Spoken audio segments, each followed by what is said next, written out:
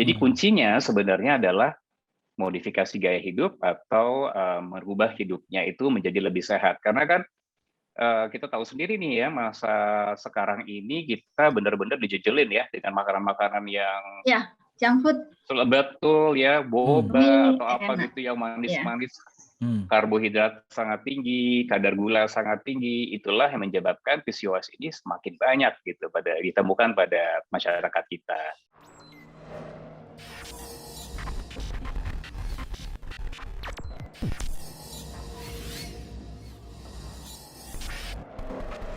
Assalamualaikum warahmatullahi wabarakatuh. Alhamdulillah kita bertemu kembali di podcast Dr. IC Berbagi, a stage for the real expert. Masih dengan tagline yang sama, duduk manis, berpikir kritis, dan tetap optimis. Dan kali ini kita kedatangan tamu yang istimewa. Kenapa? Karena dia adalah dokter kebidanan. Ya, ini saya bacain dulu nih kurikulum vitae-nya. Beliau adalah dokter spesialis kebidanan dan kandungan, konsultan fertilitas, endokrinologi, dan reproduksi. Dr. Gita Pratama, spesialis obstetrik ginekologi, konsultan fertilitas, endokrinologi, dan reproduksi, Master Reproductive Science. Beliau pernah mengambil spesialis obstetrik dan ginekologi di Universitas Indonesia di tahun 2003, lalu kemudian mengambil S2 di Monash University, Melbourne, Australia, tahun 2010. Master of Reproductive Sciences, lalu kemudian konsultan imunoendokrinologi di UI di tahun 2017 dan mencicipi berbagai training dan workshop, diantaranya adalah di Tokyo, Jepang di tahun 2012 dan juga di Ho Chi Minh, Vietnam National University. Wow, ini pokoknya keren banget nih tamu kita pada kali ini. Tapi sebelumnya saya panggilkan pendamping saya yang kayaknya habis jaga malam dia. Nggak tahu dia sekarang segera apa enggak. Silakan Dr. Siti Nadiro atau Dr. Ipo. Assalamualaikum, Po. Waalaikumsalam warahmatullahi dokter. Selamat sore, assalamualaikum, Dr. Aisyah, Dr. Tommy. Ya. Waalaikumsalam, Dr. Aisyah, Dr. Ipo. Makasih diundang. Alhamdulillah, saya masih bisa bergabung dengan Dr. Aisyah di Dr. Aisyah Berbagi. Tetap berpikir, apa tadi, duduk manis, berpikir optimis dan yang terakhir berpikir kritis dan tetap optimis, insya Allah. Keren. Jadi duduk dulu, Po. Duduk manis dulu. Sekarang saya duduk dulu. Ya. Mulai berpikirnya dulu ya. Oke, kita panggil aja nih tamu istimewa kita kali ini, Dr. Gita Pratama. Assalamualaikum, Tom. Waalaikumsalam, Dr. Aisyah, sahabat lama. Salam, Dr. Ipo. Assalamualaikum, dokter. Terima kasih, dok. Keren banget tadi, tagline-nya keren banget. Jadi memang tagline itu dari ini aja, dari coba-coba aja dari episode ke episode sampai ketemu itu. Terima kasih ya udah nyempetin datang nih. Tadi baru ini ya ngasih webinar ya ke dokter-dokter spesialis katanya. Wow. Iya. Alhamdulillah hari ini padat merayap. Padahal kita rekamannya hari Minggu loh, Po. Iya, hari Minggu aja padat, apalagi hari yang lain ya, Dok? Justru Minggu ini paling padat tuh. Kalau hari biasa kita praktek. Iya, benar. Oke, Po. Pada saat aku kontak Dr. Tommy ini, kita mau ngomongin apa nih, Tom? Gitu. Ini aja deh ngomongin PCOS. Wah, ya udah kita langsung ke pokoknya aja nih. PCOS apa sih itu gitu. Gue baru enggak sih udah pernah dengar terus terang, tapi kira-kira apa nih yang kira-kira buat orang awam bisa kita terangin lebih jauh. Ya, jadi kenapa saya pilih tadi waktu kita ngobrol-ngobrol awal Dr. Aisyah, saya pilih PCOS karena memang seperti Dr. Aisyah bilang, udah pernah dengar tapi nggak tahu apa gitu ya. Itu banyak banget tuh yang seperti itu ya. Padahal PCOS atau kita singkatan dari Polycystic Ovary Syndrome atau bahasa Indonesianya sindrom ovarium polikistik, ini adalah suatu penyakit yang sangat sering diderita oleh seorang perempuan ya. Mulai dari usia remaja sampai dia nanti menopause itu sudah bisa terkena dampaknya. Jadi 1-2 dari 10 perempuan di dunia itu mengalami penyakit ini. Dan sayangnya 50% itu diperkirakan tidak terdiagnosis, Dr. Aisyah sama Dr. Ipo. Jadi hampir 50% itu nggak akan terdiagnosis. Kenapa? Karena selain pasiennya atau perempuan tersebut juga tidak menyadari, dokter umum atau dokter spesialis kebidanan juga banyak yang tidak familiar dengan penyakit ini gitu ya. Sehingga memang sangat penting nih sekarang awareness terhadap PCOS ini kita angkat gitu Dr. Aisyah. Iya. Oh makanya kemarin topiknya PCOS aja. Oh karena underdiagnosis dia dan juga ternyata besar ya 10-20% loh. Iya, gede banget. Dan di usia reproduksi dan jadi gejala-gejalanya dimulai dari usia remaja sampai usia reproduksi, tetapi dampaknya itu bisa dirasakan sampai usia geriatri nanti. Sampai usia menopause ke atas gitu. Tom, kenapa dia bisa nggak terdiagnosis? Bahkan oleh dokter spesialis. Ya, jadi sebenarnya gini, PCOS ini kan namanya juga S-nya dari sindrom ya Dr. Aisyah ya. Oh iya. Jadi kumpulan gejala ya, patofisiologinya atau penyebabnya belum diketahui dengan pasti, sehingga gejala klinisnya sangat bervariasi. Dari mulai yang ringan sampai yang berat. Nah, oleh karena itu, jadi banyak sekali yang tidak merasa nih, seorang perempuan itu tidak merasa punya penyakit ini. Karena sebenarnya dia pikir nggak ada keluhan apa-apa, atau tidak ada gangguan apa-apa. Sebagai contoh ya, saya banyak pasien-pasien datang ke saya, susah punya anak, karena kebetulan saya expert di infertilitas, ya, maksudnya pasien-pasien saya banyak yang infertil, jadi datang ke saya kepingin punya anak. Lalu saya tanya, gimana gangguan, apa ada gangguan haid nggak? Haidnya teratur atau tidak gitu ya? Ternyata mereka bilang, iya sih 3-6 bulan sekali baru haid. Ternyata mereka pikir gangguan haid seperti itu normal. Jadi menurut mereka tuh, menurut tetangga saya, orang tua saya, teman-teman saya, nanti kalau udah nikah juga teratur sendiri, ngomong gitu, ya kan, Dr. ya. Iya, betul. Jadi itulah pendapat atau anggapan yang salah di masyarakat bahwa nanti kalau nikah tuh benar sendiri, gitu loh. Jadi itu saja dia datang sudah umur 30 misalnya ya, sedangkan itu kelahiran itu sudah berlangsung sejak dia remaja. Bayangkan, jadi berapa banyak orang-orang yang menganggap bahwa saya tuh nggak ada masalah apa-apa, padahal ada gangguan. Dan gangguannya itu nggak cuma sebatas gangguan haid. Kenapa saya angkat? Karena kita penting sekali awareness terhadap PCOS ini. Karena satu, yang paling sering terjadi adalah nantinya itu bisa meningkatkan risiko terjadinya sindrom metabolik, Dr. Aisyah, Dr. Ivo.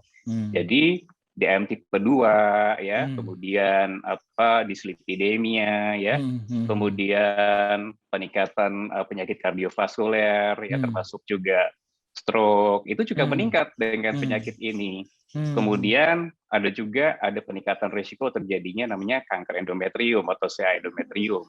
Jadi kanker pada daerah dinding rahim ya.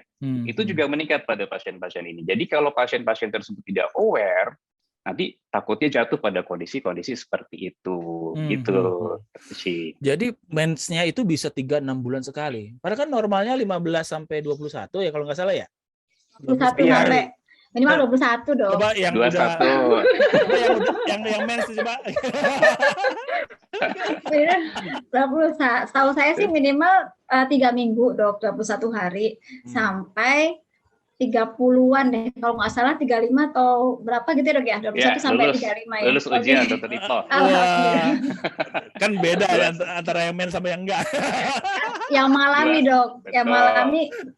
Iya, jadi 21 sampai 35. Nah, ini pentingnya suami-suami juga tahu nih. Jadi nggak cuman perempuan, remaja putri gitu ya, ibu-ibu gitu, tapi juga bapak-bapak gitu juga harus tahu nih bahwa partnernya, suaminya atau anaknya atau adiknya gitu ya yang itu mengalami gejala gangguan PCOS ini. Jadi saya memang berencana lagi mau sebentar lagi keluar buku nih Dr. Aisyah untuk orang awam. Jadi saya harap bisa membantu deh nantinya. Jadi semua bisa mengenali PCOS itu apa dan bagaimana dampak atau implikasinya nanti gitu, Dr. Aisyah. Mantap. Sebelum keluar buku itu kita duluan start ya. Nah, sekarang kenapa itu bisa terjadi? Ya, jadi saya mau terusin dulu gejala-gejalanya Dr. Aisyah ya, biar jelas dulu ya. Jadi diagnosis PCO itu atau PCOS ini sebenarnya bisa ditegakkan minimal 2 dari 3 gejala. Yang pertama, gejala pertama tadi sudah saya sebutkan, gangguan haid. Ya, gangguan haid ini disebabkan oleh gangguan ovulasi. Jadi kalau nggak ada ovulasi, haidnya pasti terganggu. Ya. Yang kedua adalah adanya peningkatan hormon androgen atau hormon, kalau kita orang awam bilang hormon laki-laki gitu ya, yang testosteron. Jadi hormon androgen ini kan tingginya pada pria ya. Tapi pada perempuan sedikit saja meningkat itu menyebabkan gangguan. Jadi bisa gangguannya itu kelihatan dari misalnya tumbuhnya kumis gitu ya, kumis tipis ya. Kemudian juga ada rambut, kadang-kadang jenggot juga ada loh pasien-pasien datang saya ternyata ada jenggotnya. Kemudian di dada, di perut, di punggung. Jadi pertumbuhan rambut pada daerah-daerah yang nggak normal. Itu adalah gejala yang kedua. Oh, jadi yang ketiga adalah dokter obgyn yang bisa lihat. Jadi kayak pakai USG transvaginal abdominal, melihat ovarium atau indung telurnya itu mengandung telur kecil-kecil yang banyak jumlahnya. Kalau dihitung tuh satu ovarium tuh normalnya itu di bawah 18 telur ya. Ya kalau dihitung itu lebih, bisa 20, 30 bahkan 50 satu telur itu. Nah, kalau 2 dari 3 gejala itu bisa dikategorikan sebagai PCOS. Nah, kalau Dr. Aisyah tadi ya, kenapa terjadi PCOS ini emang teorinya masih banyak banget ya. Jadi sampai sekarang belum conclude, belum bisa disimpulkan apa sih penyebabnya. Cuman memang sekarang ini diperkirakan pengaruh dari gaya hidup seorang perempuan pada saat dia hamil ya. Jadi mungkin sebelum hamil sampai hamil yang menyebabkan nanti janin yang dikandungnya, janin perempuan dikandungnya itu terpapar androgen, jadi terpapar hormon testosteron ya. Itu yang akan menyebabkan perubahan-perubahan genetik pada janin yang dikandungnya tersebut, sehingga nanti waktu keluar atau melahirkan atau dia lahir besar itu sudah terjadi perubahan genetik yang menyeluruh tuh, banyak sekali perubahannya. Jadi baik hormonal, metabolisme itu terpengaruh oleh perubahan genetik tersebut sehingga menyebabkan berbagai gangguan-gangguan yang kita lihat dari sebagai gejala klinisnya itu, Dr. Aisyah. Oke. Ipo kayaknya udah gatal pengen nanya nih. Po, silakan Po. Ajar Po. Baik. Kebetulan saya, Dokter Tommy, kebetulan saya punya anak usia hampir 11 tahun. Oh, udah punya anak. Saya masih remaja.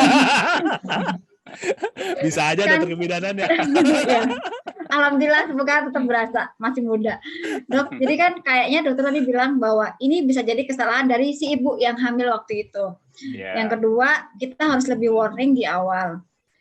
Nah, kapan sih kita mulai deteksi dini, Dok? Apakah sejak kita screening awal, apakah sejak si anak ini mulai mens, atau kita nunggu dulu setahun 2 tahun, karena pengalaman sih mens awal itu nggak teratur, Dok. Jadi mens awal betul pas dapet itu kayaknya saya dulu kelas 2 SMP baru mulai dapat lagi itu setengah tahun baru mulai lagi baru lancar.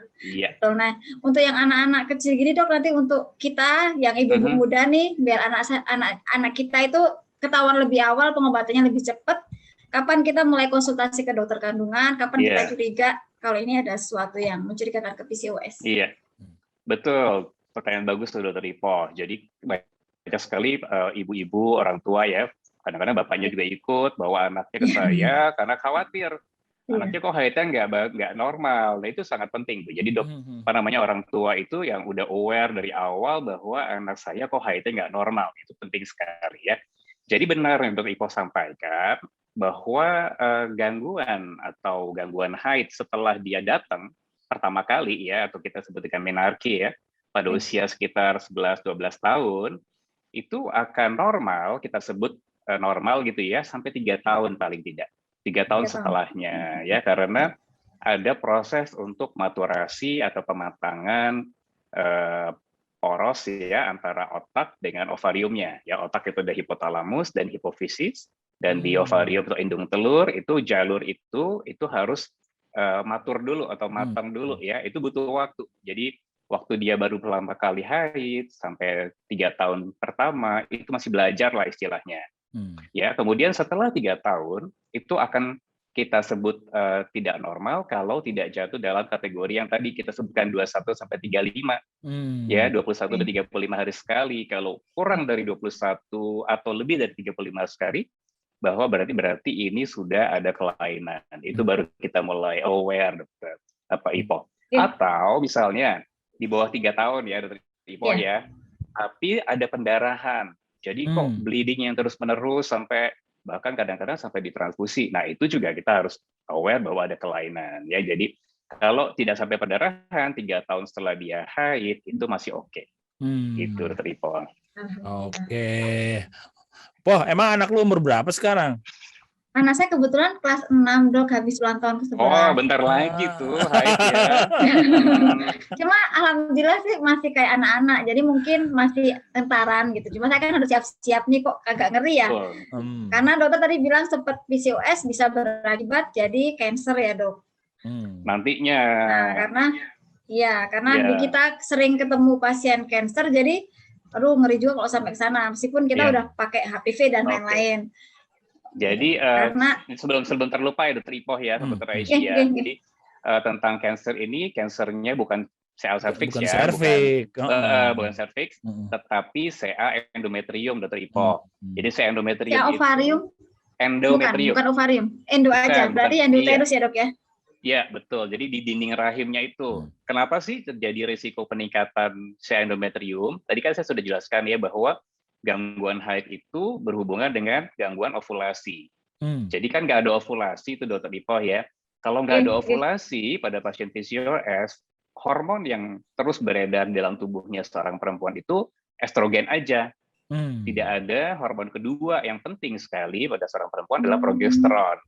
Jadi kalau hanya estrogen aja, tidak ada progesteron, maka estrogen ini kerja terus pada endometrium nih, pada dinding rahim.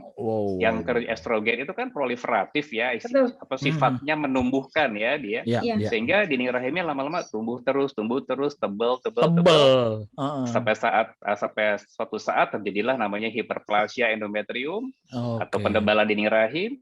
Nanti pada saat yang selanjutnya bisa menjadi CA endometrium itu. Jadi ovulasi penting kenapa? Karena ada corpus luteum atau ovarium atau folikel yang pecah itu membentuk corpus luteum yang mengeluarkan progesteron. Itulah yang menyebabkan itu endometrium. Jadi Dr. Ipoh bisa menjelaskan pada anaknya tuh. Susah nggak tuh? Buat pasien juga, Dok. Jadinya buat pasien juga. Kenapa begini? Karena kan at least, Dok, pengalaman kalau sudah kena cancer kan polikistiknya mungkin sudah nggak terlalu kelihatan ya. Cuma ternyata kan PCOS bisa jadi CA endometrium yang mungkin saat beliaunya datang ke kita, kista yang di ovariumnya mungkin sudah nggak terlihat. Jadi yang terlihat masa di uterus, masa di tempat lain yang kita lihat ternyata cancer. Sebenarnya masih banyak pertanyaan tapi ngikutin dulu. Tom, aku mau nanya mengenai 3 gejala tersebut. Ya kan, tadi kan disebutin gangguan menstruasi, lalu kemudian adanya sindrom androgen ya, jadi ada bulu-bulu. Hiperandrogen ya. Lalu kemudian yang ketiga yang dilakukan oleh dokter kebidanan pakai USG. Dilihat ada kista dan sebagainya. Nah, dia kalau untuk mengenai yang bulu-bulu itu kan secara normal wanita bisa terjadi. Nah, bagaimana membedakan? Rambut ya? Rambut bukan bulu, kalau bulu mah ayam. Nah, bagaimana membedakan rambut-rambut tersebut dengan yang normal? Normal sama enggak? Iya. Oke, jadi tadi saya bilang, jadi dia rambut itu berlebihan pada daerah-daerah yang harusnya buat laki-laki, gitu. Karena kan kalau di atas bibir atau kubis kan perempuan nggak normal dong, ya kan? Di jenggot juga nggak normal. Ada sedikit. Nah, kalau misalnya memang ada, berarti ada kecenderungan dia hiperandrogen. Kalau kita lihat ada bulu-bulu halus kayak itu merupakan gejala yang sangat khas. Kita bisa lihat. Mungkin kalau kita tanyakan, ternyata janggut juga ada, cuma dicabut-cabutin sama dia. Ya, kemudian di dada juga ada, ya, di daerah punggung, di daerah bawah. Karena kalau testosteron yang normal itu tidak akan tumbuh di daerah-daerah tersebut.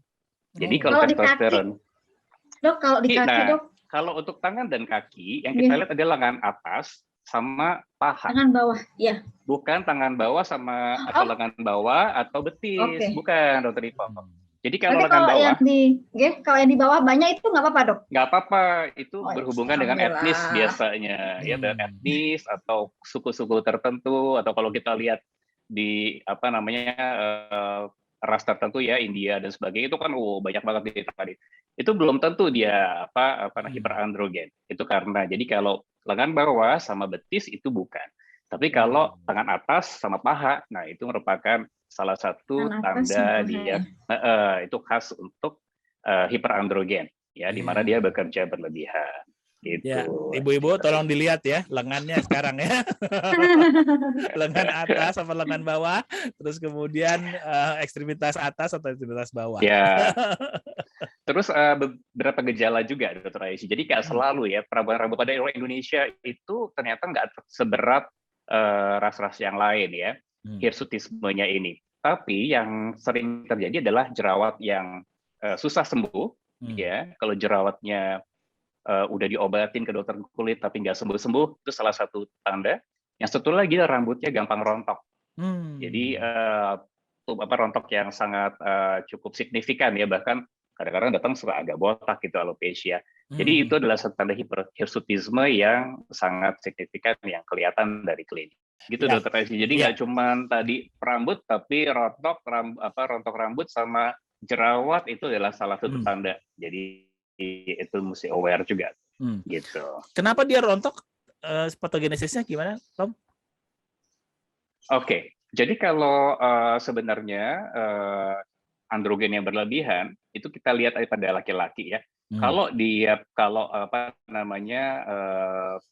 kadar testosteron yang berlebihan pada laki-laki, kita lihat juga rambutnya rontok. Karena alopecia, ya itu salah satu tanda bahwa androgen itu bekerja berlebihan, baik karena reseptornya yang memang sangat responsif atau sangat sensitif, atau kadar testosteronnya meningkat. Jadi jadi kalau udah kelebihan, sama seperti laki-laki juga, kalau pada orang-orang tertentu dia memiliki reseptor yang sangat sensitif, itu biasanya kan kita lihat tuh rontok rambut kepalanya ya, terus biasanya dia berbulu dadanya gitu ya, bagian-bagian berambut gitu. Salah satu tanda dari hiperandrogen memang, Dr. Aisyah. Kalau kepala tuh biasanya rontok rambutnya. Maaf dokter, saya nggak tahu tiba-tiba. Oh, nggak apa-apa. Maaf nih dok. Sinyalnya mungkin ya. Itu mah hal biasa dalam per-onlinean seperti ini. Oke, itu menarik banget, Tom. Jadi artinya nggak aware ya, karena kita satu menstruasi yang nggak benar itu dianggap biasa, ya kan. Terus kedua bulu-bulu rambut-rambut itu dia nggak biasa juga gitu kan. Nah, akhirnya ya udah. Dokter Aisyah lebih tertarik mengenai bulu ya dok. Nanti kita akan cerita tentang bulu di episode yang lain. Nah, oke. Kemudian kalau begitu misalnya ke dokter spesialis kebidanan, artinya yang mereka sudah bermasalah nih, ya kan? Betul. Yang tadi mungkin yang dokter Tommy udah katakan bahwa nyampe ke dokter Tommy yang udah punya masalah dalam hal fertilitas dan segala macam gitu. Okay. Terus antisipasi kita gimana? Cara kita selain awareness ini gimana? Iya. Jadi yang datang ke saya itu biasanya infertilitas, Dr. Aisyah, dan perdarahan biasanya. Udah gangguan haid yang terus-menerus. Jadi awalnya haidnya jarang-jarang, tapi pada suatu saat dia haidnya banyak, nggak berhenti-berhenti. Nah, itu kita sebutin abnormal uterine bleeding atau perdarahan. Itu adalah satu tanda bahwa dinding rahim udah menebal tuh. Kalau udah menebal, ya itu yang sudah hati-hati ya. Nah, antisipasinya, bagus sih Dr. Aisyah bertanya, gimana sih? Jadi ternyata PCOS ini sangat berhubungan dengan kondisi metabolik, kita sebut dengan resistensi insulin. Ya, walaupun tidak semua, tetapi sebagian pasien PCOS, bahkan bisa kita katakan sebagian besar ya, itu berhubungan dengan resistensi insulin dan juga overweight atau obesitas. Jadi kalau misalnya sudah terjadi gangguan haid, tapi kemudian memiliki overweight atau obesitas, ya tentu saja yang nomor satu kita lakukan adalah modifikasi gaya hidup. Ya, jadi kita perubah gaya hidup kita, coba olahraga teratur, kemudian diet sehat, turunkan berat badan. Jadi berat badan yang diturunkan nggak harus harus turun jadi normal atau ideal gitu, nggak perlu. Ya. Nggak mesti kayak Erik ya. Rick, sorry Rick. Ya. Jadi yang perlu diturunkan cukup 5-10% ya dalam 3-6 bulan. Itu sudah cukup ya, untuk memperbaiki kondisi resistensi insulinnya. Ya, dengan misalnya kalau untuk yang overweight atau obesitas tuh harus olahraga dengan intensitas moderate ya, sedang itu sekitar 250 menit per minggu. 250 menit. 50 menit per minggu. Per minggu. Bagi aja 3 atau 4 kali gitulah kira-kira ya. Sedangkan kalau untuk yang sebenarnya berat badannya normal tetapi memiliki gejala seperti itu ya tadi pertumbuhan rambut atau gangguan haid, cukup 150 menit per minggu dengan intensitas sedang.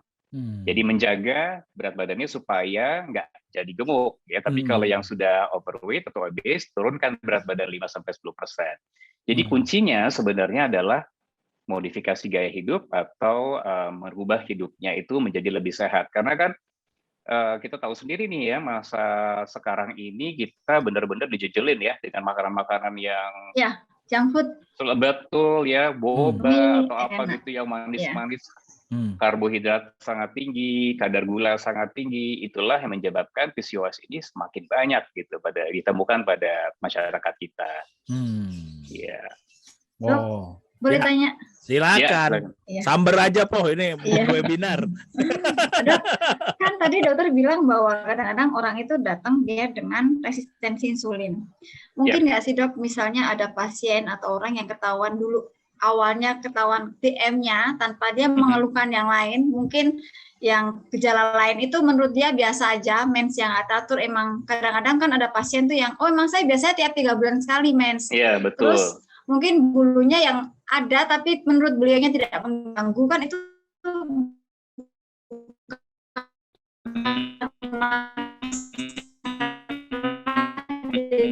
datang dengan keluhan yang diabetes jantung ketahuan, ternyata ke belakangnya betul dokter.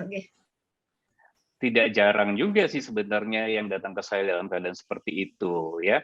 Namun lagi-lagi karena saya dokter ahli maksudnya dokter yang menangani infertilitas, jadi mereka datangnya berobatnya itu untuk infertilitas sebenarnya.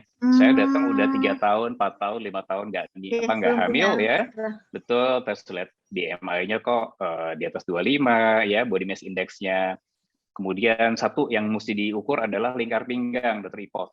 Jadi lingkar pinggangnya itu bukan lingkar perut ya, Dok? Bukan lingkar pinggang. Oke. Lingkar pinggang itu sangat mencerminkan risiko peningkatan sindrom metabolik yang tadi ya kardiovaskuler dan yang lain.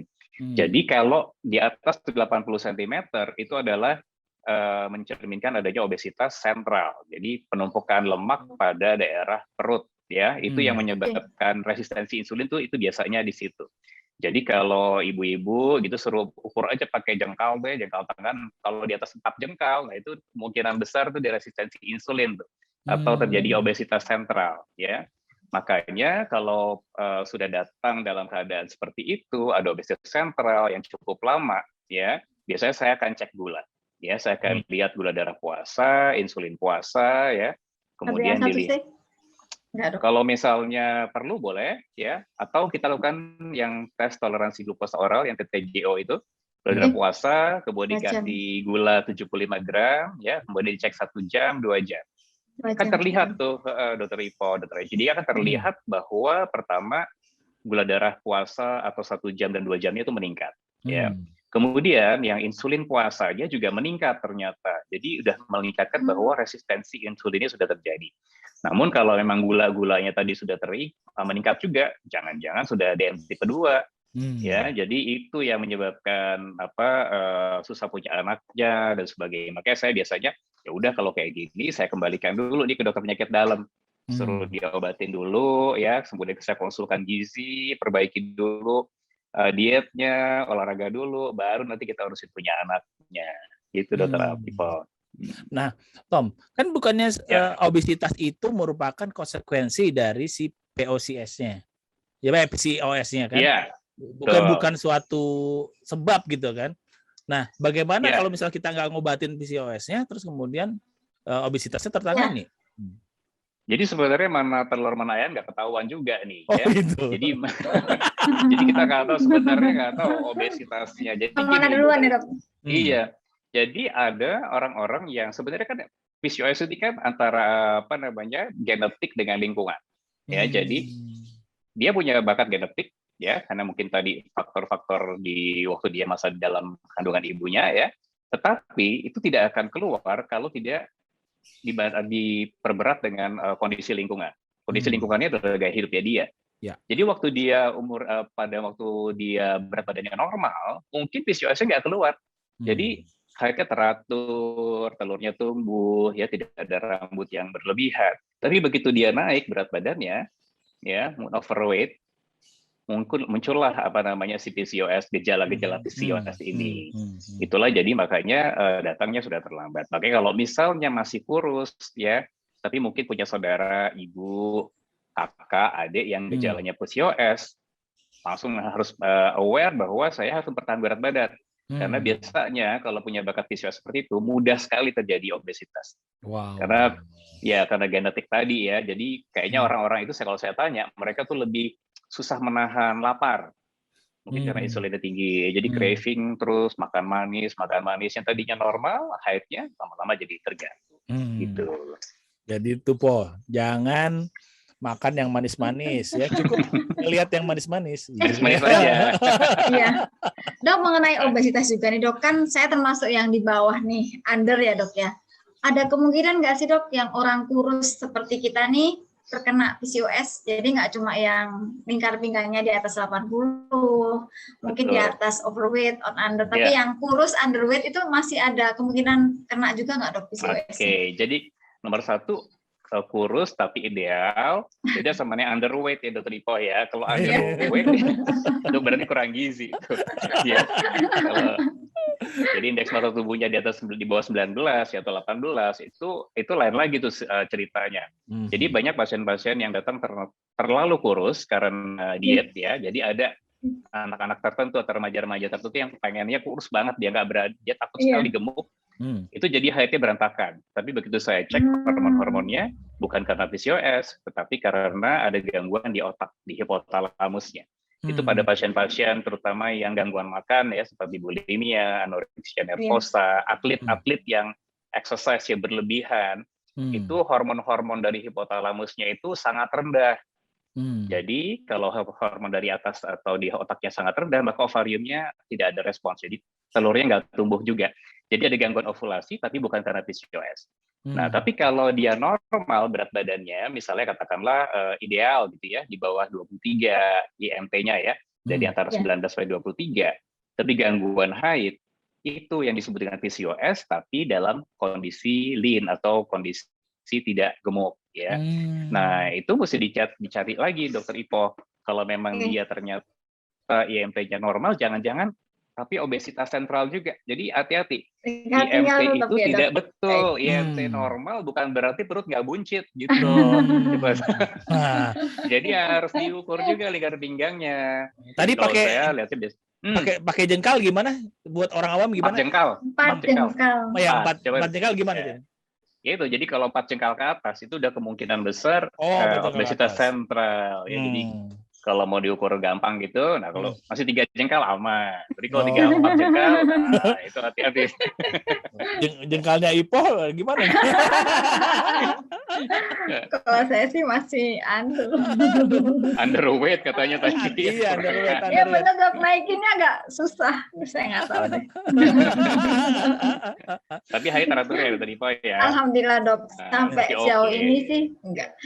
Dok, misalnya boleh agak di luar nggak dok? Jadi boleh. Ada masuk angin, kalau di luar masuk angin. Jadi ini bukan karena mens nggak teratur, cuma mensnya teratur, cuma memang hari pertama kedua itu selalu sakit dan sakitnya itu yang dia harus pakai obat. Jadi apakah itu karena gaya hidup mungkin? Kalau dia olahraga kan mungkin hormonnya kan lebih stabil ya, jadi nggak yang bikin dia nyeri banget. Tapi kadang juga udah ini kok tetap nyeri ya, itu harus segera kontrol nggak sih dok? Oke, jadi itu dysmenorrhea ya Dr. Ipo ya, nyeri haid ya dysmenorrhea.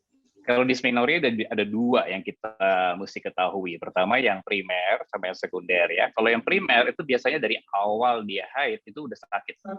Ya, tapi sakitnya nggak sakit banget. Artinya dari mulai umur 12, 13 tahun tuh nyeri terus sampai umur 20, 25, 30 ya segitu-segitu aja nyerinya gitu ya. Itu biasanya karena memang faktor-faktor lokal. Jadi mungkin darahnya di awal banyak ya. Jadi waktu melewati serviks tuh agak meregang sampai jadi nyeri yang berlebihan ya. Yang kedua karena mungkin ada faktor-faktor lokal yang lain seperti misalnya hormon-hormon tertentu yang atau misalnya prostaglandinnya meningkat, kontraksi uterusnya yang berlebihan, itu normal. Tetapi kalau yang sekunder, itu tadinya awalnya mungkin nggak haid, nggak sakit, ya. Atau kalau awal-awalnya haidnya sakit tapi nggak parah. Tapi kalau nantinya dengan bertambahnya usia itu dia makin sakit dan akhirnya harus butuh obat atau akhirnya nggak bisa kerja selama haid, nah itu yang harus ke dokter. Biasanya itu kita harus buktikan bahwa tidak menderita endometriosis. Karena itu yang paling sering terjadi endometriosis. Jadi kalau ketahuan endometriosis dari semudah mungkin bisa kita tangani, artinya jangan sampai dia progresif terlalu cepat gitu. Nah, itu bidangnya Dr. Tommy tuh, dua-duanya tuh. Dr. Tommy tanya lagi. Dok, kalau misalnya untuk hormon sendiri tuh ada pengukurnya nggak sih, Dok? Hormon estrogen, progesteron sama androgen sendiri. Jadi kapan kita mengukurnya kalau cuma buat kita pengen tahu aja sebenarnya kita potensinya kemana? Sebenarnya sih iya, sebenarnya nggak usah cek-cek hormon-hormon tersebut ya kalau nggak ada indikasi. Artinya kalau ada gangguan haid baru kita cek ya. Jadi kalau tidak ada di awal ya dok ya. Nggak usah karena harganya mahal dan percuma juga kita cek-cek orang haid teratur kok ngapain ya. Jadi bikin masalah. Tapi kalau Ipo mau ya nggak apa-apa sini. Yang senang labnya dok. Yang senang labnya. Jadi nanti ini menarik dia. Dysmenorrhea itu jadi satu topik sendiri. Ya nanti kayak drama Korea kita lanjutin tuh bisa tuh. Setuju. Itu akan lebih seru lagi dok. Nah, tapi gini, kalau untuk PCOS sendiri, apakah bisa disertai dengan dysmenorrhea? Oh jarang Dr. Aishi. Jadi ini memang beda ya. Kalau misalnya PCOS itu kadang-kadang memang sih ada yang disertai dengan endometriosis tadi ya. Jadi itu yang sangat tidak beruntung ya orangnya. Kasian banget ya. Betul, ada. Jadi PCOS atau endometriosis juga. Tapi jarang banget. Jadi kalau misalnya pun PCOS saja, haidnya sih kadang-kadang emang kadang-kadang sakit ya. Tetapi waktu kita periksa nggak ada apa-apa. Jadi dysmenorrhea primer jadi jatuhnya. Cuman karena memang mungkin darahnya yang banyak atau memang kontraksi uterusnya berlebihan. Itu biasanya pakai obat paracetamol atau samifenamat udah langsung hilang. Betul. Iya. Oke, silakan Po. Dok, kalau PCOS itu kan kebanyakan ke dokter karena infertilitas ya. Betul. Jadi seberapa banyak PCOS menyebabkan infertilitas? Kan bionya nggak sebenarnya ada sel telurnya, tapi nggak sampai keluar, nggak ovulasi. Nah, kan orang itu kan pasti pengen nikah punya anak ya dok ya. Iya, betul.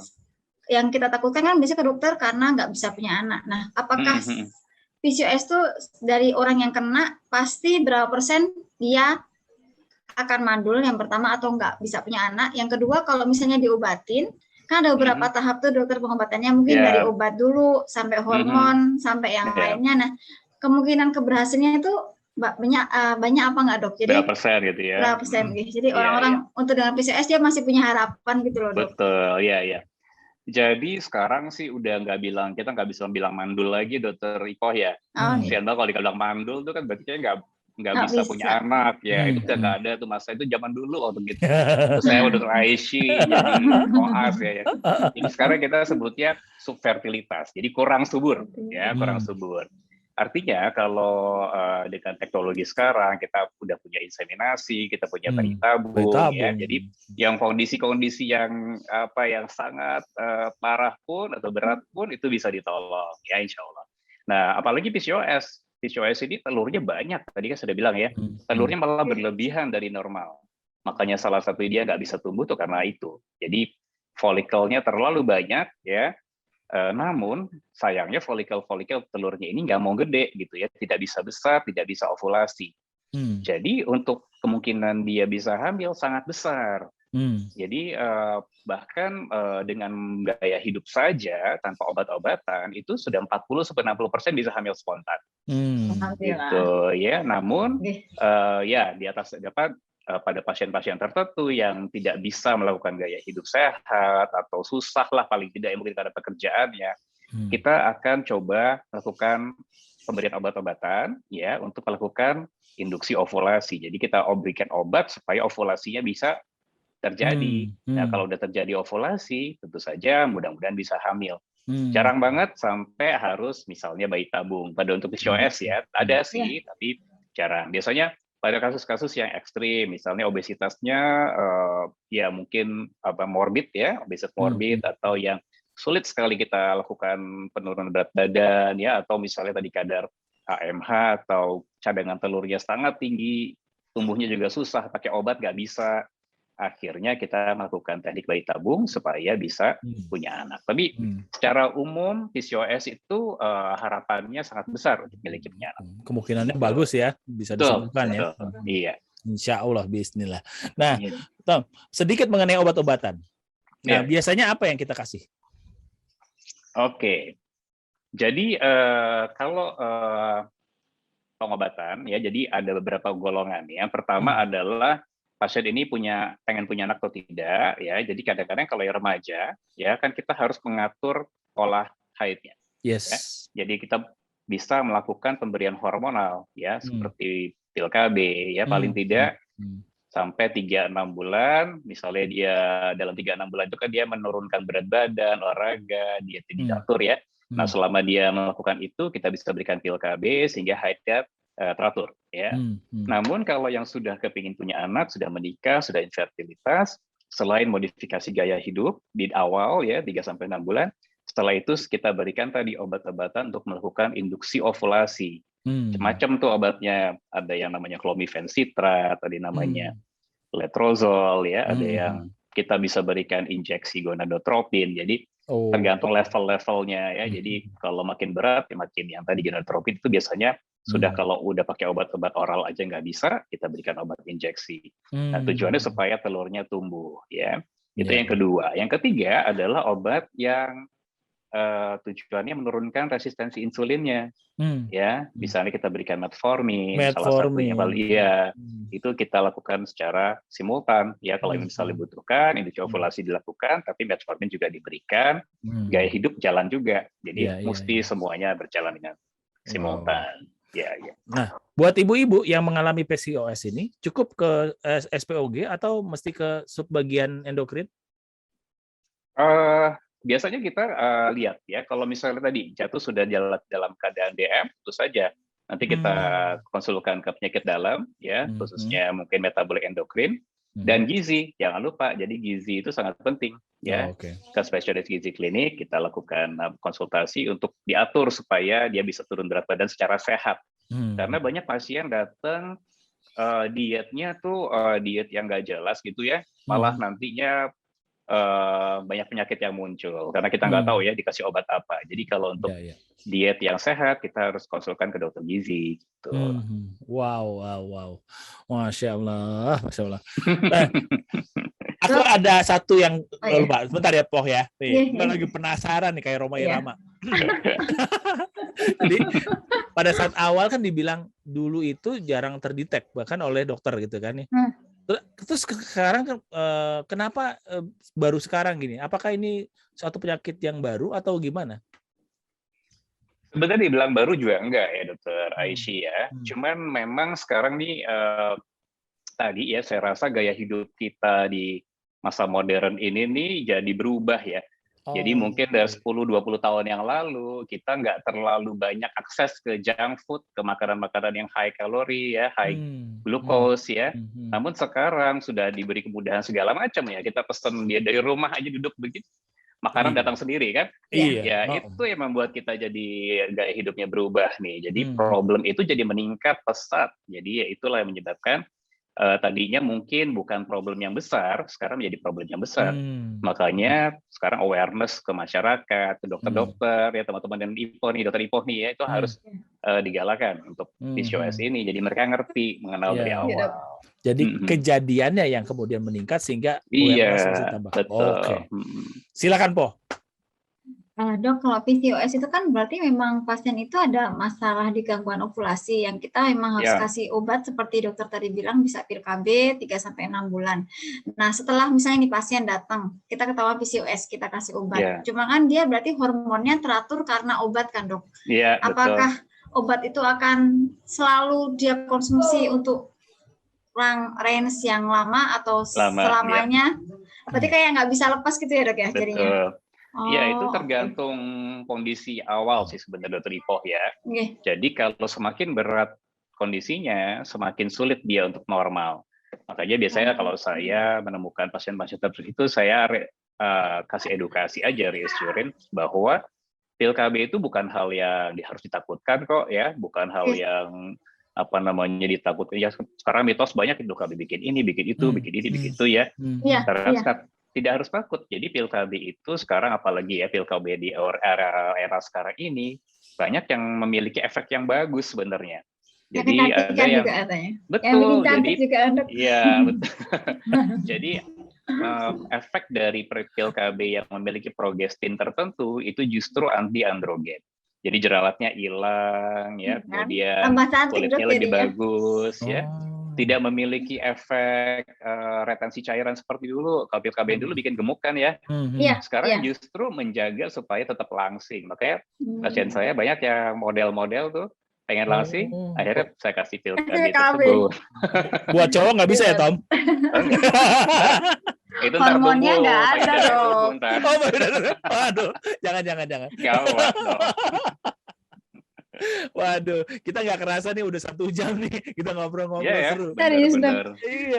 Dok, tapi saya masih penasaran, Dok. Kalau misalnya dia memang jadi dengan jalannya si PCOS bikin hormon estrogennya banyak, kan kita memang selain ini saya kembali ke cancer ya, Dok. Selain si kanker endometrium kan kanker payudara dia juga ada hormonal yang karena hormon estrogennya tinggi. Jadi pasti IHK estrogen reseptor progesteronnya tinggi yang dia membuat harus minum obat anti hormonal seperti letrozol kalau nggak salah ya, Dok ya. Iya, betul. Nah, padahal di sini terapi letrozol buat membaguskan, tapi untuk yang pasien itu sendiri untuk menekan supaya si kansernya nggak tumbuh karena dengan hormon. Berarti hormon yang estrogen banyak ini yang membuat bisa jadi endometrium bisa juga jadinya ke payudara ya, Dok, jatuhnya. Iya, jadi gini, kalau itu beda sedikit sih dokter dokter Ipoh ya. Jadi kalau memang estrogen yang istilahnya bukan berlebihan sih, kadarnya sebenarnya normal ya, tapi unopposed. Jadi tidak ada yang mengcounter si estrogen ini, yaitu progesteron.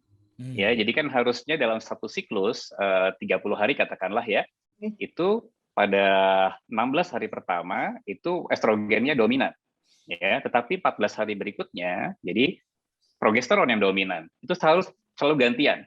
Ya, artinya ada yang melakukan proliferasi di dinding rahim, tapi ada juga yang menekan proliferasi tersebut. Itu harus balance, artinya jadi suatu saat pada seorang perempuan itu haidnya teratur, tidak terjadi penebalan. Tapi bayangkan kalau ovulasinya nggak terjadi, berarti kan estrogen terus dari awal sampai akhir ya. Nah, itu memang akan berefek pada pasien-pasien tertentu yang memiliki genetik ke arah CA payudara. Jadi bukan berarti si estrogen ini menyebabkan CA payudara, tetapi pasien-pasien yang prone terhadap CA payudara akan tumbuhlah CA payudaranya. Tapi kalau misalnya dia punya bakat, tapi kemudian haidnya teratur, estrogennya normal, biasanya tidak akan terpicu itu, gitu ya, Dr. Ipoh.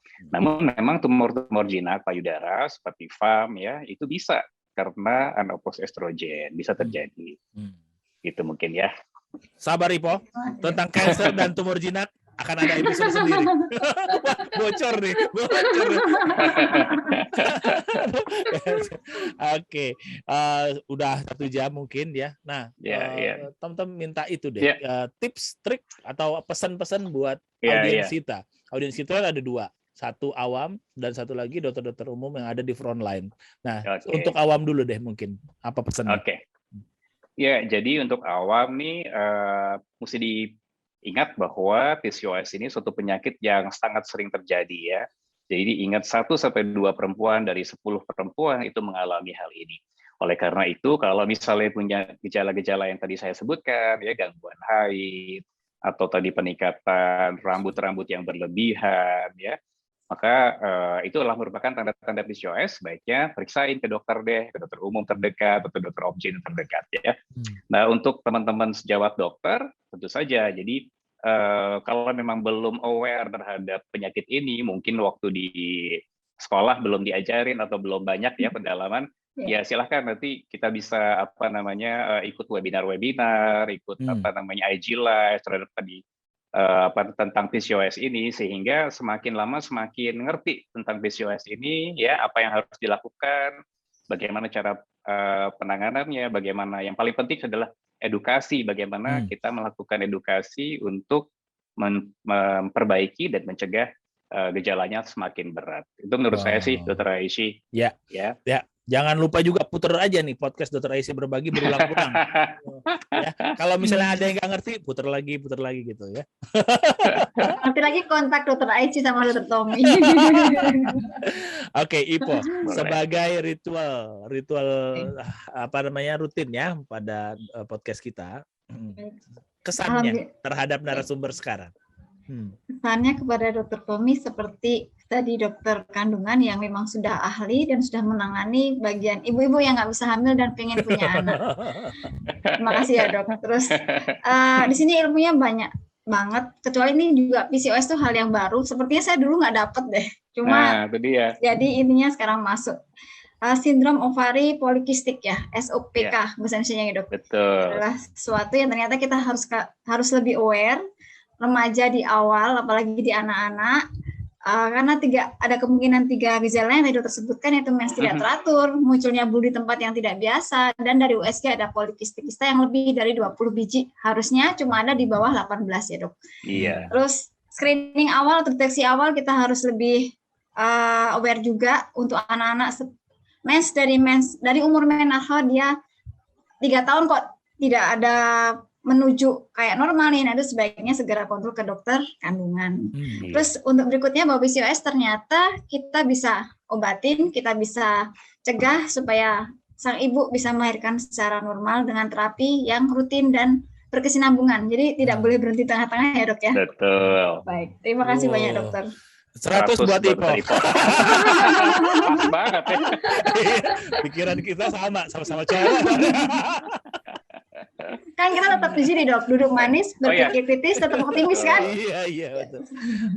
Kenapa Tom? Ada lagi yang mau lu sampaikan? Enggak. Selain tonton podcastnya Dr. Aisyah, boleh check out IG saya ya. Oh, baik. Iya. Apa nama IG-nya Tom? IG-nya namanya apa dokter? Oh ya, @Tommy G Pratama. Oh, Tommy G Pratama. Jadi gitanya memang di belakang ya dok ya? Iya. Terkenalnya Dr. Tommy. Jadi. Oh baik. Banyakkan ya bekennya lah. Gitu. Nah, nanti kita teks juga tag IG-nya Dr. Tommy ya sama Dr. Aisyah. Nah, jadi follow tuh ya. Jarang-jarang, bukan jarang-jarang sih, ya terutama buat saya ya, ini juga kan remaja masih masuk ke anak sebetulnya ya. Jadi itu memang input bagus dan kemudian refreshing dan juga nambah ilmu. Karena benar, jangankan saya, Dr. Ipoh aja kan belum dapat nih mengenai PCOS ini ya. Iya. Oke. Sip Tom, terima kasih atas banyak kebersamaannya. Terus kemudian juga atas ilmu-ilmunya, insya Allah bermanfaat nih ya. Amin. Dr. Ipoh juga sudah mendampingi. Terima kasih. Iya. Saya melihat dari wajah Ipoh masih ada banyak menyimpan pertanyaan. Yes.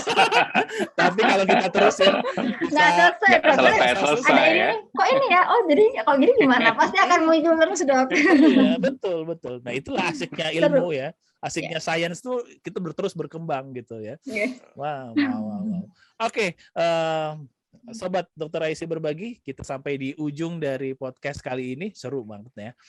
Kita kedatangan tamu-tamu istimewa. Memang podcast Dokter Aisy Berbagi ini adalah stage for the real expert ya. Masih dengan tagline yang sama. Apa tagline-nya? Manis, berpikir kritis dan tetap optimis. Wah, asik. Ipo udah apa? Oke, sampai jumpa di podcast Dokter Aisy berikutnya. Makasih. Assalamualaikum warahmatullahi wabarakatuh. Terima kasih banyak dokter. Waalaikumsalam. Waalaikumsalam.